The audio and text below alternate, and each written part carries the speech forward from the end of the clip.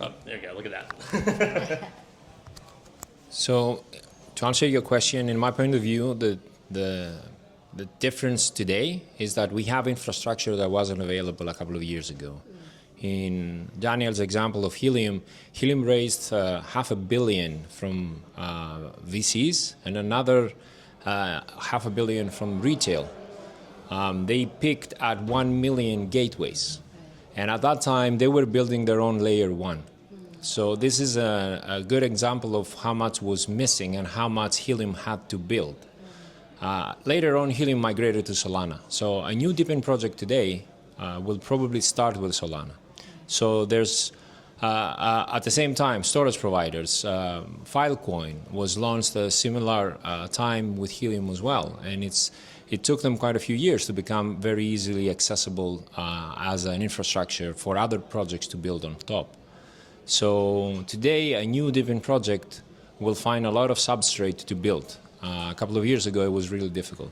So I think the idea of combining Web 2, Web 3 with token incentives is really strong. It's kind of obvious to the people who understand it, but it's super hard. It's like at least 3 companies, because you have the hardware aspect, you have the consumer, usually you have an enterprise side, and you have the crypto. But this will hopefully progress faster than what it did before.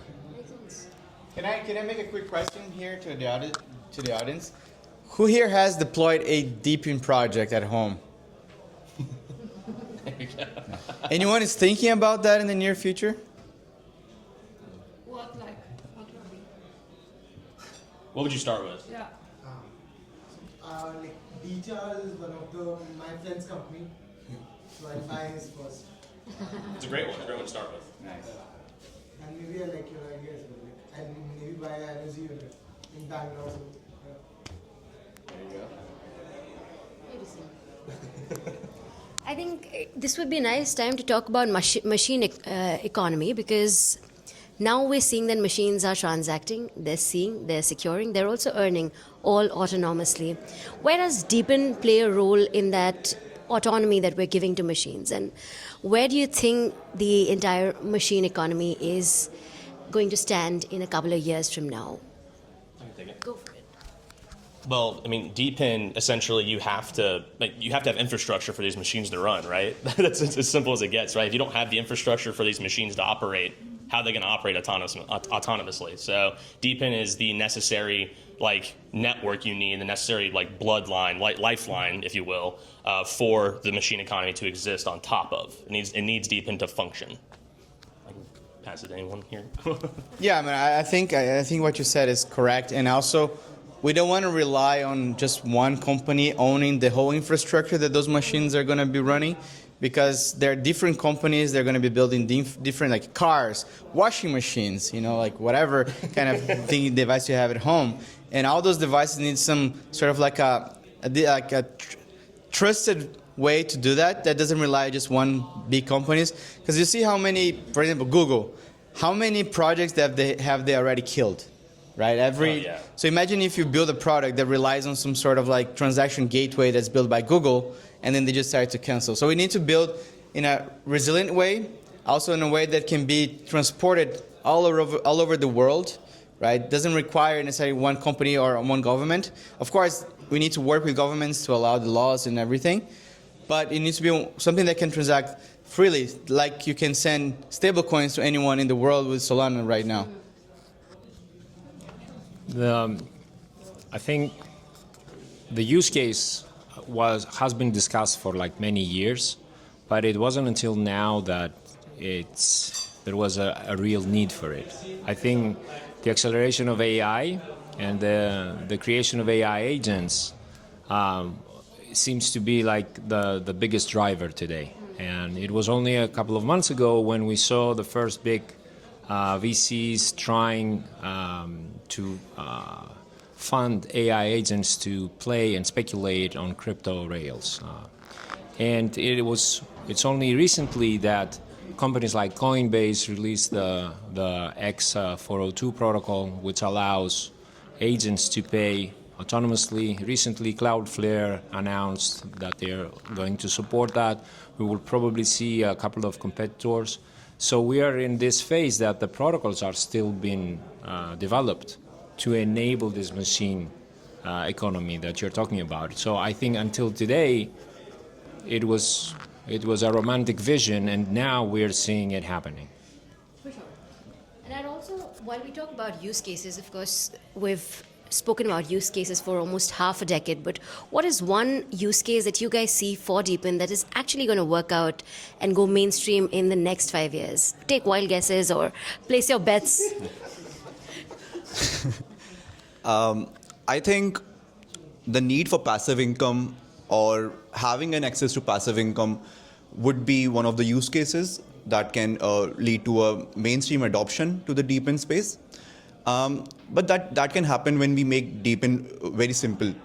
And a user, let's say, for example, if he wants to earn like $10 per month can mean nothing to us, but for someone in a third world country, let's say in India or in Africa, that can pay their whole month's electricity bill. So to achieve that, we have to make it very simple, and the entry barrier has to be very simple for a Web 2 person to enter into this space. And that's what we are trying to do with Hivelo. We have an application that can run on Windows, Linux, Mac OS. One-click download. You just can sign up with Google account. You don't need to do connect. You don't need to connect multiple wallets.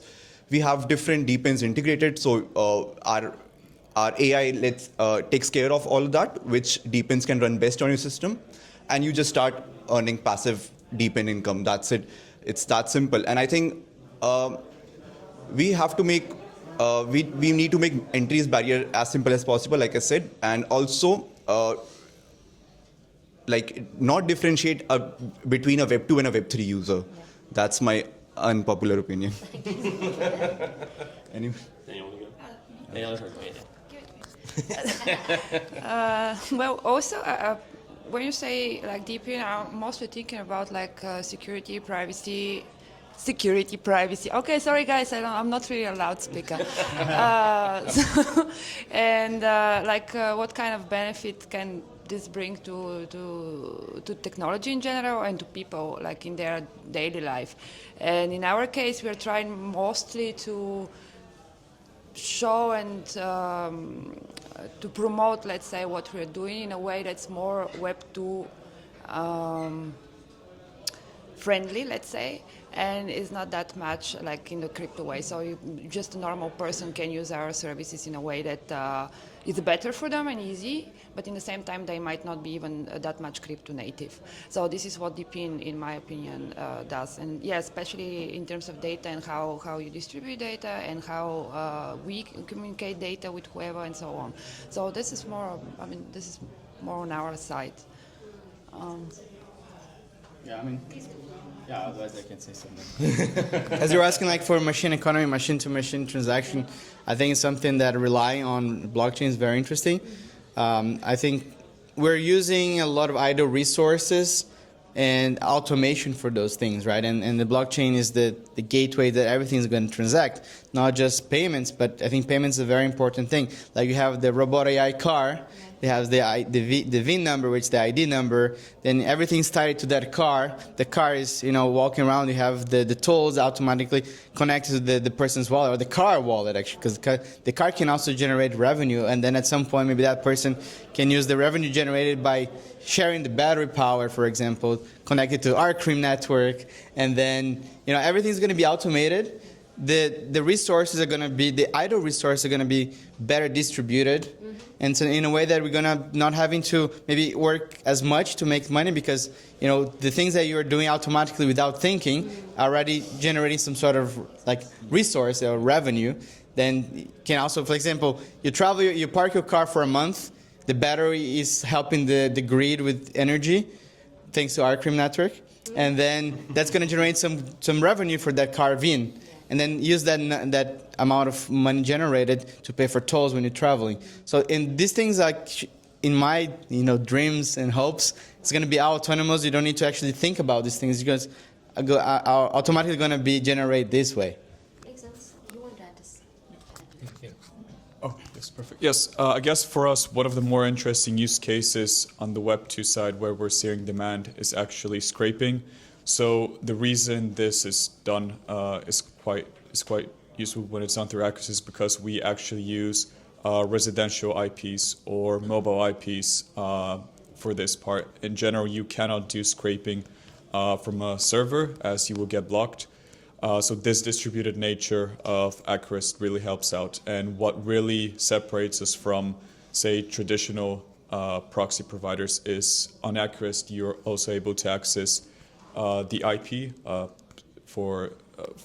the IP address, and then at the same time, you're able to execute the compute to actually do the scraping on the same device. I think that's one of the use cases that will continue to grow, especially as machine learning models will need to more and more data, especially multimodal data, so like videos and images. Yeah. So going back to your question, I think the opportunity for DePIN is to fix inefficiencies of governments when it comes to infrastructure. Like large infrastructure projects require huge amounts of capital and usually labor as well. And governments are popular for not making an efficient use of that.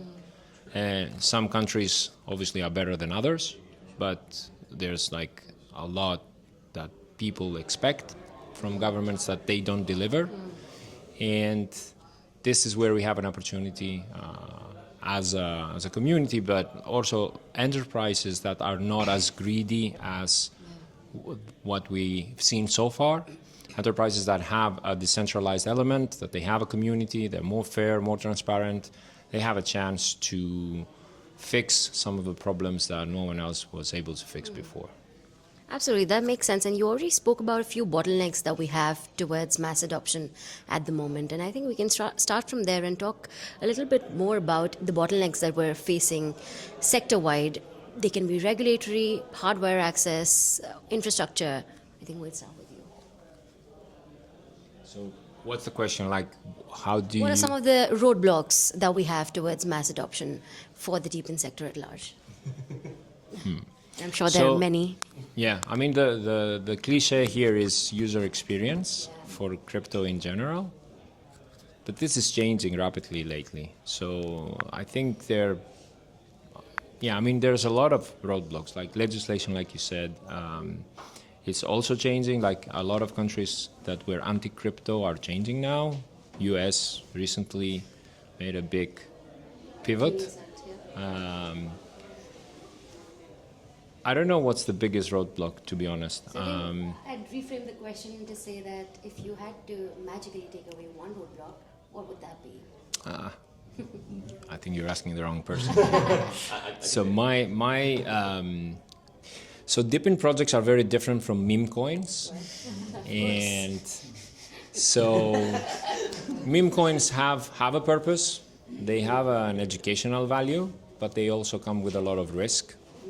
And they have skewed the market, the industry, the crypto market, towards directions that are not beneficial for DePIN projects. So we just had this discussion with Daniel in another panel yesterday. I think some of the metrics that are used in the crypto industry do not apply in DePIN. For example, followers on your Twitter. It doesn't mean anything. Because it doesn't mean anything because it's robots. And even if it's humans, I mean, it doesn't cost anything to press a button. So it's like attention. But DePIN projects require a community that is willing to put some effort. So DePIN projects will always have smaller numbers of followers and smaller numbers of community, but their impact is dramatically larger. And the industry hasn't adopted to this. So if you try to list a DePIN token into an exchange, the exchange will review and filter you based on the traditional criteria of meme tokens. Yeah, I would say if I had to remove one roadblock, it would probably be the general lack of understanding of this industry. Because right now you have DePIN is kind of like the ugly stepchild, right? Like The Web3 community doesn't care about us. Like they're all hyped up on trading and meme coins, just like Manos mentioned. But then the Web2 community, the general mass population, associates us with the Web3 community. So we're stuck in this bucket where like we have a kind of a PR nightmare, if you will, because as soon as you mention a crypto token, they think, oh, scam, meme coin, yada yada yada. And then when you talk to the Web3 guys, they say, oh, that's boring. I don't care. I want, I want next 1000x. Like, I don't necessarily want to build out infrastructure for you. And so I think I would want to fix that kind of barrier where the general population begins to understand the new economy being built and they start latching on and associating crypto with DePIN, not necessarily DePIN with crypto, right? Like we want to have DePIN be its own thing that utilizes crypto, but it isn't necessarily in the crypto industry per se.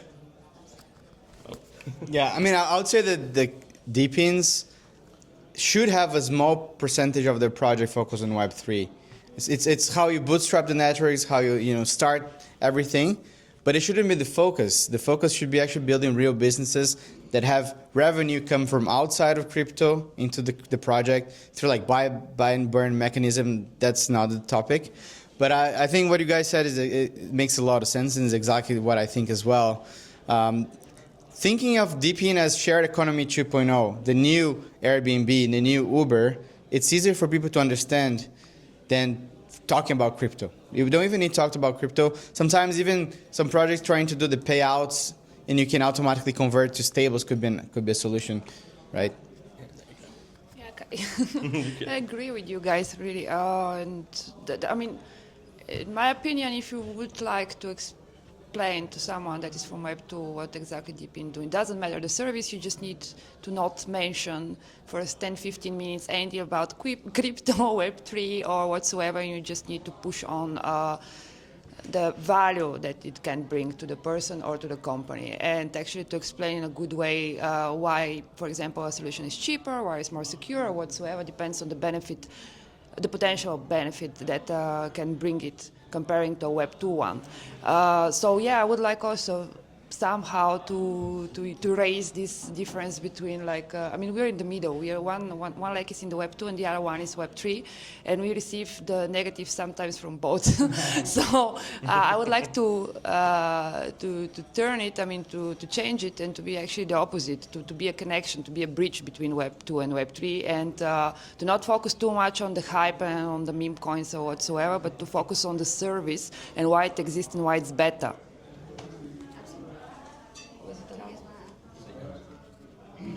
Oh, yeah, he wants to add something, Pavella. Thank you. One thing that I would remove, I don't know about that because I think my friends have already answered it perfectly. I would say, I would make it very quick, and I would say one thing I can add would be I would have thousands of ambassadors representing DePINs in every country, starting from third world countries. I think it would be much easier, and if a local person can, pitch DePIN or their project or passive income to their community, it seems very less like a scam and very like they can trust that person. So I would rather have that, and I totally agree that in DePIN communities are very important, and how you shape them and how you narrate your community is also very important. For sure, I do agree, but you mentioned that, you rightly mentioned that communities are important, and it does sound like a great idea to have ambassadors across countries who can propagate the idea of something that's secure, verifiable. But then I think the keywords here for me would be secure, verifiable. When we talk about DePIN, the DePIN sector, there's a lot of data that's being accessed, right? So how are you guys at your respective firms trying to keep data secure, personal data? How are you guys working around verifiability, security, which of course has been a big issue with the Web3 space at large, which is why you guys rightly mentioned we have been often called a scam or not taken seriously enough by Web2 media or enterprises. So in WeatherXM, we solve this with transparency. We produce a lot of open source, and we make our data openly available immediately as they are produced. Yep. So if you go to our website, you see real-time data coming from all the stations, but at the same time, we archive the data on Filecoin. Yeah. We have created the hardware. we are the manufacturer of the hardware because we had to add some cryptographic proofs on the hardware itself. And so we make these proofs available throughout our chain of transfer of data. So anyone can confirm that the stations indeed exist, they are placed at these exact locations, and the way that we calculate our data, the way that we prove that our forecasts are superior than third-party forecasts is made available for anyone to confirm. We're also acting as a prediction, as a resolver weather oracle for prediction markets, which is a very tricky area.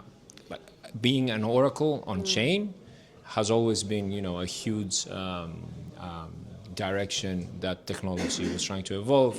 We all know Chainlink, they have invented a lot of technology, and when we came across the same problem, we simplified the problem with the transparency that I said. So we have a very simple oracle technology, which is just we update a smart contract with the results that we get from an open source software that is running on open data.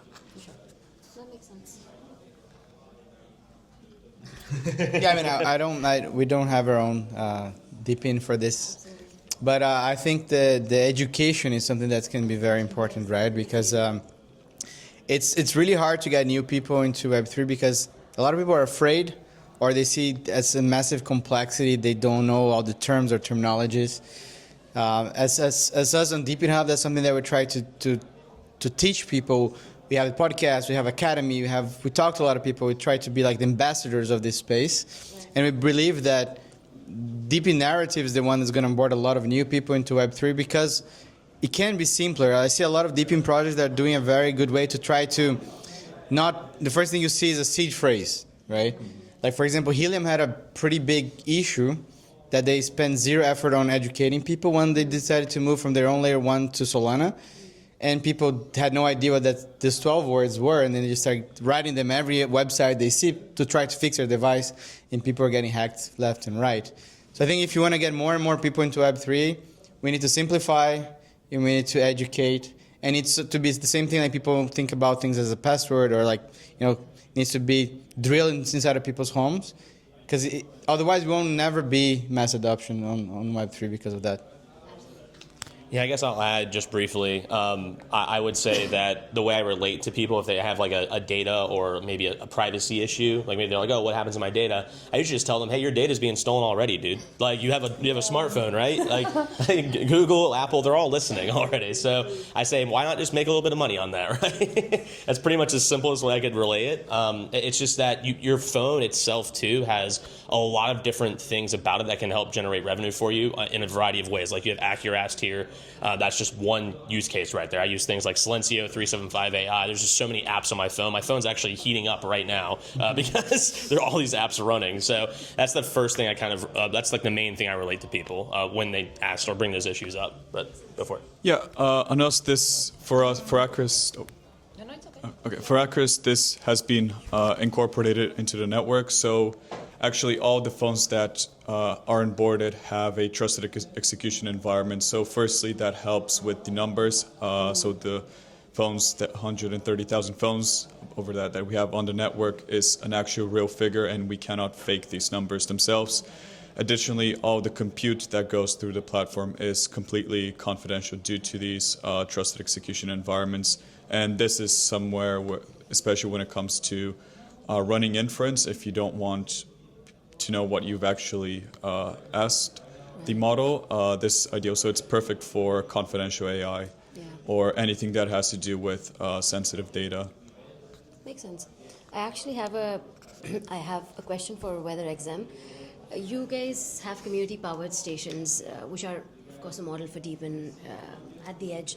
What's your biggest learning that you've had till now, maintaining data reliability and incentivizing users across physical networks? Interesting question. So, there is a saying in the startup world that you have to identify who's your customer, where's your market, and depending on some kind of strategy, and usually strategy contains the countries that you want to enter, and you have to become a little bit familiar with the culture there, and because otherwise, all the startups that they want to dominate the world, it's going to be very difficult. if you don't understand your customer. And the same thing applies for a DePIN project to understand your supply, your community. And every community in every country is quite different. And to give a fun example, when we launched the project a couple of years ago, it was really important for us to have as good of a station deployment as possible. So you cannot put this at your window and expect to help anyone, because the data are going to be really bad, and we try to penalize you. We don't give you rewards for that. We try to detect this and stop the rewards. So we had to explain basically to our community that they need to do a good job. Now, in Greek culture, if you ask a Greek person to, let's say, for example, deploy this station at 2 meters high, they will say, yeah, okay, 2 meters, I'll put it at 1.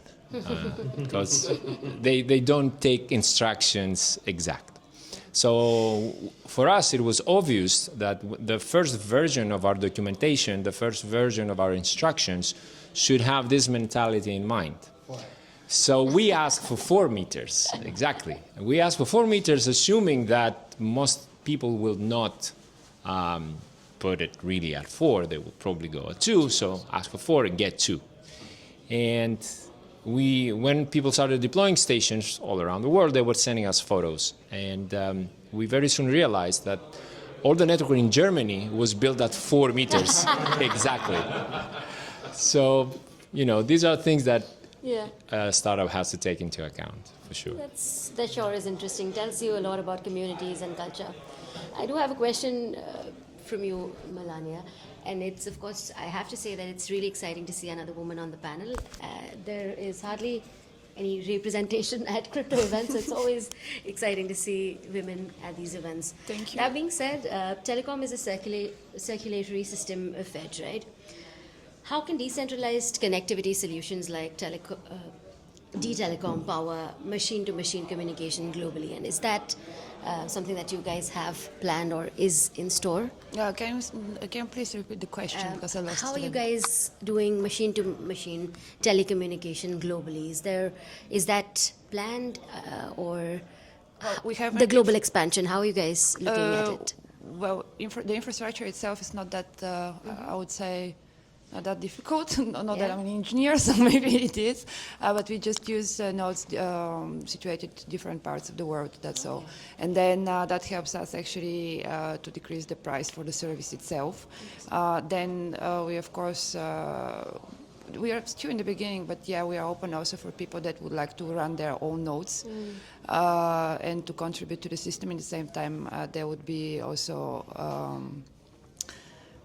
rewarded for their efforts and for running nodes.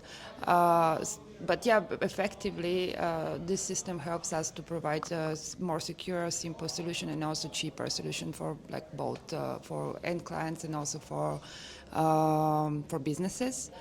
Then planning, we are both on two waves, on two paths. Let's say we have our open source, we have SDK. So if you're a builder and would like to have to implement a live streaming solution or video conferencing into your app or to your business in general, you can build it with us. On the other side, we have also B2C, and we just launched couple of applications which are live streaming and video conferencing, and they are targeting end clients, like end users. And for them, the main reason, especially for one of them, the main reason for people to use it is because it's very Web2 friendly, and at the same time, as we are based on Solana, we can move transactions immediately, and the people are getting paid immediately. Usually, that's actually a thing that Web3 helps out. Because if you use a traditional platform, usually you need to wait, streamers need to wait 1 month or 2 months to get paid. In our case, they paid immediately. They get paid immediately, which is good for them. But plans, yes, we work in too many, I think, too many directions right now. But yeah, definitely we are planning to onboard more people who would like to run nodes on one side. On the other side, we are thinking of more solutions like small dApps that are built on our infrastructure. Right, that's super interesting, and all the very best for the expansion.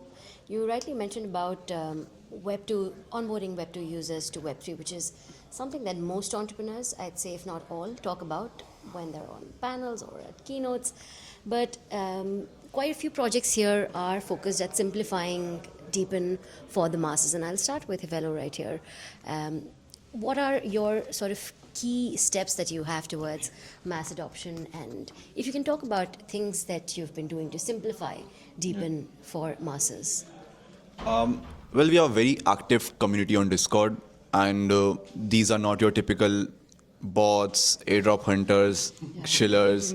These are actual real users who are running their nodes, who have downloaded the app, and some of these are our ambassadors. So we have a very good community on Discord who's trying to promote DePIN and believes in the mission of Hivelo. Second, like I said, we also run our DePIN coffee hour, which is a very candid and organic chat about DePIN and how we can scale this sector to next height. And so far we've had around 60 DePIN projects, and we have reached around 2 million people all over X and YouTube. So that's another way. And with DePIN Coffee Hour, we try to keep the conversation very organic, and like a newbie can understand what's been saying and what's DePIN is all about. So yeah, that's I think about that. And also third, the application is very, very simple to run. Even if someone who hasn't been a Web3 head or is a Web2 newbie can simply download the application from hivelo.com. And yeah, it downloads it under 2 minutes. Is as simple to install as Spotify, and you can just log in with your Google account, and yeah, you are then running a Hivelo node. It really is that simple, by the way. I have the Hivelo node running on my computer right now, and that is very, very, very simple. It's extremely easy to use. You literally press download, log in with Google, and that's it. Interesting. Ease of usability is something that we've struggled with for long. So glad to hear that there are projects like Hivelo who are taking the lead on that front. That being said, Daniel, I actually have a question for you. DePIN Hub, of course, connects a lot of DePIN projects. With our space, interoperability and standardization has definitely been a problem. How do you sort of bring projects together, and are you guys working towards interoperability or standardization of the sector at large? If so, how's that working out? I mean, we do focus on trying to onboard new people into Web3 and educate them through multiple ways that we do. I speak to, personally, I speak to hundreds of projects. On DePIN Hub, we have over 200 projects listed, every project that I spoke to the founder. And what I try to do is connect projects together. For example, it wasn't my cause, but for example, WeatherXM has the Helium device where it uses the Helium IoT network. And I'm always thinking when I speak to founders is how can you leverage another DePIN project to help collaborate instead of relying on Web2 solutions. If you're going to store data, maybe you can store in StoreJ. If you want to do, there's a lot of composability that you can do on DePINs. I think for being an educational platform, we don't necessarily act on that directly, but we do speak to a lot of projects. I am a personal mentor to a lot of DePIN projects as well, and I always try to think how can we work together, because this way we need each DePIN project needs consumers, right? And my friend here was saying that he's going to use a D-Charge because it's his friend's project. It's the same thing with DePIN. You might as well start using your friends' projects and try to help each other, and then we can even collaborate and co-market things together. Absolutely. Do you guys have anything to add to the interoperability aspect of DePIN? Yeah, I guess I could add to the fact that as a DePIN deployer, running my DePIN deployment business, we can do something called the vertical deployment. So basically, you can start with one host on one deployment and say, let's say I install an XNet or a Helium unit. Right. Let's say I install one of those inside the building. And maybe a month later, I can come back and say, hey, I think you could use a WeatherXM station on there too. And now I have multiple DePINs in one location working essentially together. And so you can get more and more people onboarded to more and more projects because they can all work synergistically. I kind of coined a term called DePINergy. So these DePIN synergies working together because you can have multiple DePINs at one location. It's quite fantastic. Absolutely. We've seen DeFi leading the composability, and we've seen a ton of projects that they, you can, because the asset there is money, basically, it's easier to build and recycle stuff that it is in DePIN. In DePIN, you have data, but every project has different types of data, and even though technically it is possible to move data from one place to another, to utilize the data and to combine different sources of data to produce more value is not that simple. So DePIN is a little bit behind because of that. But to build more on the examples that we heard, we're using Filecoin as a storage provider. We're using Helium as one of our communications telecom provider. Our rewards are on Arbitrum, but we do special projects on Solana. So we're trying to take advantage of everything that we have. And like I said previously, this wasn't taken for granted a few years ago. It was only made available now, and obviously it will improve over time. So we will see different projects being more composable and taking advantage of each other.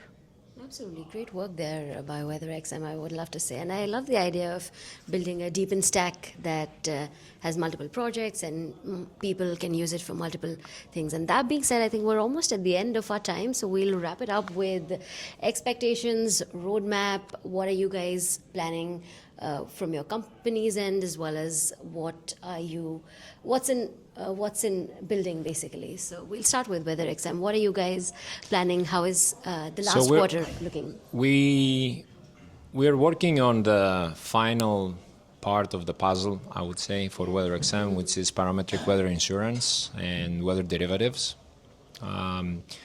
Again, in terms of composability, there's another partner of ours there called Ensuro, who have they reinsure. They are a reinsurer on chain, so they have stablecoin pools for collateral in insurance contracts.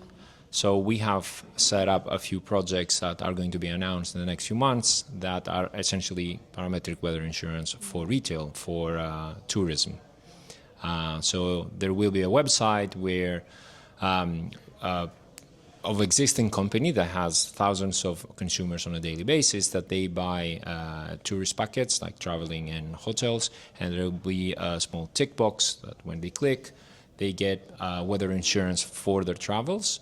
And because of all the weather insights that we have for those particular regions, those countries, we can take the risk to provide this insurance with a very low fee, a very small premium, and at the same time, if we fail, we are reinsured with Ensuro on chain, with transparency, with collateral, real collateral, not imaginary money that banks use.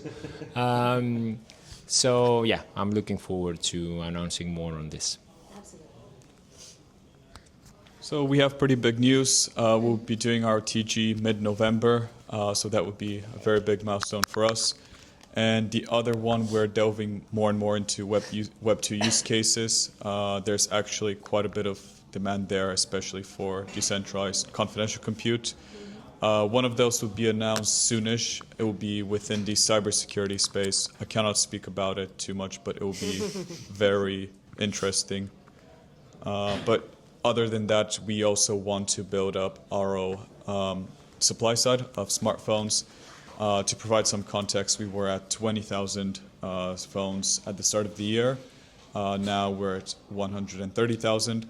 But the demand over the last 2 months has grown exponentially, almost matching the supply side. So it will be good for everyone to onboard their phone, as our motto is for a democratized AI, every phone counts. Yeah. Well, we just launched a new application, new DApp on our infrastructure. And like short term, in the next couple of months, we'll see how we can actually monetize out of it. We decided to make it as simple as possible. It's a live streaming app for end clients. So we really put a lot of effort to make it absolutely seamless and absolutely very, very Web2 friendly, let's say. And we also decided that we would like to promote it more on the Web 2 scene, not that much on the Web 3 one, or people that are half-half, let's say. And we would like to see how much we can monetize out of it and to see, like, to run it as an actual business. That's just a small part of what we actually do, but that's something like a really good, would be a very good check how the Web 3, I mean Web 2 scene will react on this type of service. Yeah, so besides personally pushing out more deployments, spreading my deployment business over in the States, with the DePIN Digest, we plan on pushing out more content, more newsletter stuff, more stories there, get more projects on there. Just trying to aggregate all the news we can so that everyone here can get all of their DePIN information in one spot. That's something we're going to continue to focus on. But on the personal front, I plan on pushing out more educational content. I actually spoke about this a little earlier, I think on yesterday or so, but I'm going to start making a DePIN deployment kind of educational series. So kind of go through talking to hosts, how to approach hosts, how to sell the idea of DePIN to someone, as well as the actual physical deployments, like give tips and tricks on like, hey, maybe, go this route on installing on a roof, or, this is how you should install over here, watch out for this kind of thing. So that's pretty much what we have planned over at the DePIN Digest. Yeah, at DePIN Hub, we want to continue onboarding new projects, doing due diligence on them, and understanding that, like, what if this project is actually trying to build a real valuable project for the community and for everyone involved, and not just for the founders or for the investors. So I think that's one thing that we try to focus on, onboarding real projects, trying to help the community to not get rugged, and really trying to maybe explore a little bit more on the frontier of DePIN and AI as well. I think there's a lot of cool things happening there, and there's a lot of scams as well. So that's something that we can try to focus on. Some questions as well. Well, that's a very cool thing you said in the end, that AI and DePIN is a very interesting intersection, and we are going to have an episode on DePIN Coffee Hour coming Tuesday on 7th October, and the topic is, does DePIN need AI? But coming to the question, our main focus for Q4 is going to be strengthening the MARPU, that is the monthly average revenue per user, because we are very simple to download and install, and who doesn't love free money? Yeah. And you just have to, you just have to run the application in the background of your PC and let Hivlo do the rest. So that's our main focus for coming months, to strengthen our users' average revenue per month. Also, we did our season 2 airdrop on September, which was designed for real users, people we were distributing our tokens to people who were having uptime points, people who connected Discord to our app, and people who were generally more active and helpful in the community. So that's what we are going to continue with and improve in the season 3 airdrop, which is planned for late January, early February. So that these are our two main pillars. And also we have currently 11 DePINs integrated. We plan to add a couple more before the end of the year. So we are in touch with few DePINs to add to our application. So yeah, you'll hear more about that soon. I want to add something really fast too. I have a new goal, and that is to do a collaboration with the coffee hour. I need the happy hour and the coffee hour to do something together here. That'd be awesome, man. Let's talk. Irish coffee? Yes, Irish coffee. There we go. That's perfect. Coffee rave. That's a little too intense. Well, I'd request everyone to stick around for a bit because we'll open the stage for questions. And before that, I'll take closing statements from all the guests right here. And one closing statement that I personally love to make whenever I'm on panels is, do your own research. I know it's a term that has now been forgotten, but we still stick by it as an industry. Do your own research, be knee-deep into education, and of course, follow all of these amazing guys for the right kind of education and not getting rugged. Do you have any final words, Krishna? Yeah, join us on our Discord. It's a very cool community. We host weekend games, challenges, DCH, so that is DePIN Coffee Hour challenges. We have ambassador programs. So it's a very cool place to be. Also, if any one of you is representing a DePIN project, we would love to have you on our podcast, hear what you're building. And yeah, just follow our socials. It's x.com/HivloOfficial. And you can download the application from hivlo.com. It's been a wonderful chat with all of you. Yeah, thank you for having me. Okay, for the plug then. Yeah, check deepinhub.io. We have around 200 projects. See from those projects those that you have either resource at home, so you can actually start making some passive income as well. And yeah, see the projects that you really like. Talk to 3, 4, 5 people about them, and this way we can spread for the people who don't know about them yet, right? I guess I'll do the shameless shill too. Definitely subscribe to our newsletter if you want to be up to date on all your weekly DePIN news updates. It's DePIN_digest on Twitter. You'll see our subscription link to the newsletter on there. Check the telecom org. And in general, be open to new solutions coming in, like not only from us, but from the whole space. And thank you very much for having me here, guys. Yeah. Thank you very much for having me, and make sure to join the Icarus network. It's as easy as installing the app, or if you want to be committed to the network, we have the core version, which I would suggest you install on your secondary phone. And as the saying goes, for democratized AI, every smartphone counts. I'll go against the stream, make a small forecast. I think the word DePIN is going to disappear in a few years. Because I think DePIN will become bigger than DeFi, and we'll stop calling it DePIN. It will just be technology. Life. Yeah. And to paraphrase A16Z, I think DePIN is eating the world.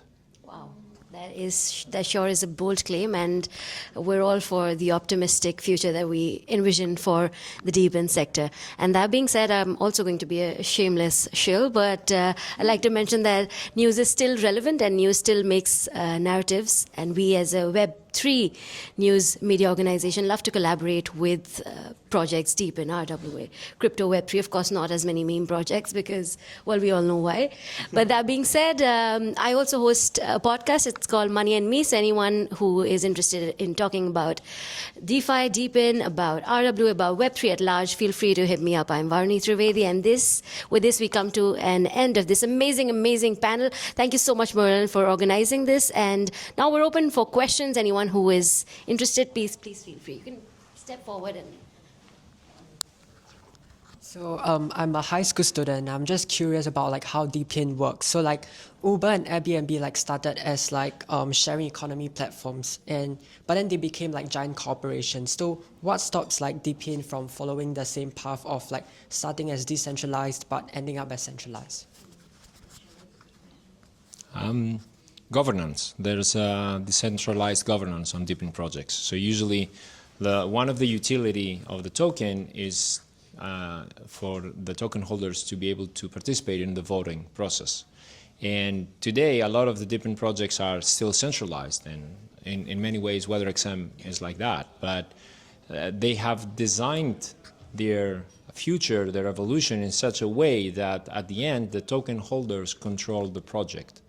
And that was, you could say that this is similar with shares and IPOs, but the difference is that tokens can move easier than shares, and people can participate in projects easier than joining stock exchanges. So I think that's the difference. I think this is a second wave of transparency and decentralization in relationship to the corporations of the past, who were more decentralized if you compare them to the governments of the past. So yeah, that's the big difference. Oh no, I will do a shameless self-insert at this point. Shameless self-insert, because I like that question very much. It is very important when young people ask this. There are different examples. I think WeatherXM was too humble there, saying they are in a way decentralized, because the reality is they are one of the first projects which built their weather sensors in a really nice network approach in terms of cost for the individual user setting something like this up. It was a pretty sophisticated system. You have the unit that runs on battery, while at the same time you have something inside which has a rather long connectivity range. And as a user, in a way, on one side, you're part of the governance as you're influencing the community, and in part you are involved in decisions, but more so, it goes a little back to the concept of Bitcoin mining, where like the users are the device owners. If the project does something wrong, they switch the devices off. So the project will always give the power to their community, because their community is essentially their whole business model. For Accurast, this is even a little bit crazier if you think about they are not selling any hardware. They are working with something on phones, and this goes as so fast that they made a use case for phones which are already out of business use. Because like if your phone is 3 years old, you might probably not use it anymore. When the panel or when the screen is split, like sometimes you're not willing to pay the repair for it. I myself have 300 phones running Accurast because I buy cheap iPhone 6s whenever I find them, for under $10. They are very interesting concepts, but essentially in all of DePIN it is like that. It is more, the decentralization is more than just a word. The users and the community and the device owners or participants in the app, they have a real influence. Yeah, I just want to briefly add to that and kind of give a visual kind of idea to provide to you. But I definitely need to get Accurast on like my old Nokia phone, like the brick phone. Is that possible or no? It's not. You will be too far behind me. Challenge accepted. Challenge accepted. There you go, Daniel. But to answer your question, you mentioned Uber and Airbnb. And in both of those cases, a majority of the benefits they stream upward, right? They stream upward through the company into the main executives there. Whereas in a DePIN project, the main benefits as the network grows stream outward. They go outward. They flow outward towards the rest of the network as opposed to going up through the business, into the hands of a few shareholders. Do we have any other questions from the audience? The common consensus is boycott memes. If I make a meme coin with the ticker boycott meme, will you invest in? It's gonna start a black hole. A multi-chain meme coin. Send me the contract address before and we'll talk. There's a big stigma with specifically for DePIN with meme coins, because you have to think like some things that happened recently. I don't want to point fingers, but some things that happened recently, it's really much they pulled so much liquidity out of the market through abuse via meme coins that you will find many people in our sphere that really don't like meme coins, because it holds everyone back from progress. It's like we want to make a train that rides into the future, and someone is at the back, pulling up the gasoline from it, and It perpetuates the bad PR I talked about earlier. Yeah, too. It that just keeps also. that cycle going and living. Yeah, I think the only meme coin that I really enjoy is a project called Entropy. I don't know if you guys heard about that, which is a DePIN meme coin because you need a hardware to mine nothing.